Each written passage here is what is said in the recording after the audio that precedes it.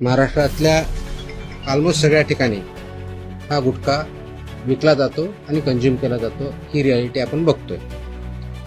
मग याच्यावरती पर्याय काय? एन्फोर्समेंट तर चालू आहे, ते आपण आता जास्त स्ट्रिक्ट करत आहोत, तर ते चालूच राहील.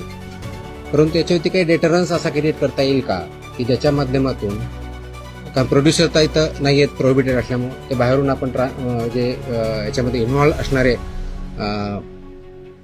बिझनेसेस आहेत, बिझनेस पर्सन्स आहेत, ट्रान्सपोर्टर्स आहेत, रिटेलर्स, होलसेलर्स, सेलर्स, हे त्याच्यामध्ये इन्व्हॉल्व आहेत. त्या प्रकारचे रॅकेट आहे आणि ते जर उद्ध्वस्त करायचे तर आपल्याला खूप मोठ्या प्रमाणात स्ट्रॉंग स्टँड घेणं हे गरजेचं आहे.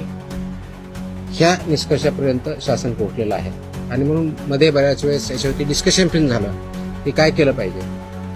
आणि मी इथं जॉईन झाल्यानंतरही याच्यावरती आम्ही विचार केला काय करता येईल, कारण याच्यामध्ये this is a danger to public health आणि म्हणूनच तो आयटम प्रोहिबिट केलेला आहे. जर पब्लिक हेल्थला जर डेंजर असेल आणि तो आयटम प्रोहिबिट केलेला असेल तरीही त्याचा व्यापार होत असेल, तिथं ट्रान्सपोर्ट होत असेल, होलसेलर विकत असतील, सेलर विकत असतील आणि तो अवेलेबल होत असेल, तर त्याच्यावरती स्ट्रिंजेस्ट पॉसिबल ॲक्शन घेणं गरजेचं आहे. ह्या निष्कर्षापर्यंत पोहोचल्यामुळं आज दिनांक 12 जून रोजी मी मोका लावण्याचे आदेश पारित केलेले आहेत. So have issued the order saying that MCOCA provisions will be, MCOCA कायदा, मकोका ज्याला आपण म्हणतो, Maharashtra control of organised crimes act 1999 हा आम्ही